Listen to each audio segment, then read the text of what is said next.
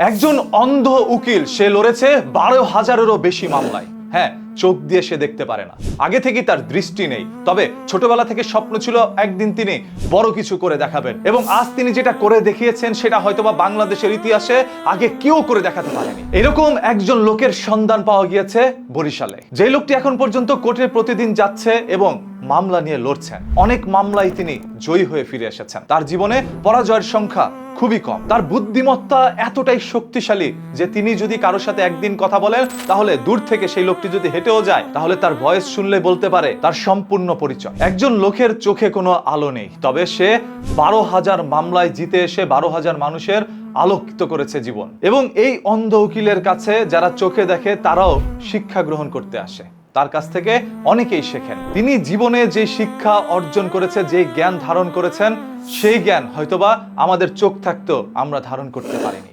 এতে করে আমরা স্পষ্ট বুঝতে পারি কারো যদি ইচ্ছে শক্তি থাকে তাহলে সে অন্ধ হোক, লুলা হোক, খোরা হোক বা কানা হোক, বয়রা হোক, সে তার স্বপ্ন পূরণ করতেই পারবে। সেই জন্য দরকার কঠিন পরিশ্রম এবং সবকিছু ত্যাগ করে তার স্বপ্নের দিকে ফোকাস করা।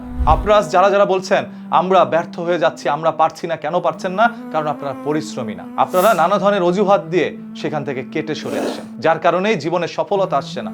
জীবনে সফলতা আনতে হলে এই অন্ধ উকিলের কাছ থেকে শিক্ষা গ্রহণ করুন। সে অন্ধ হয়েও যদি একজন আইনজীবী হতে পারেন এবং 12,000 কেসে জয়ী হয়ে ফিরতে পারেন, তাহলে আপনার চোখ থাকা শর্তে আপনি কেন পারছেন না? যেই লোকটি কোর্টের দুয়ারে কখনো চোখ দিয়ে দেখে যেতে পারেন নাই, আরেকজনের হাত ধরে গিয়েছেন, অথচ তার হাত ধরে 12,000 মানুষের স্বপ্ন পূরণ করতে পেরেছেন। এই ভিডিওটি বানানোর পেছনের আমার একটি রহস্য যে আপনারা সবাই তার কাছ থেকে অনুপ্রেরণা নেন এবং নিজের স্বপ্ন পূরণ করার জন্য এখনই লেগে পড়ুন। ইনশাল্লাহ আপনিও পারবেন। আর আমরা লড়ছি সত্য উন্মোচনের এক নতুন সংগ্রামে।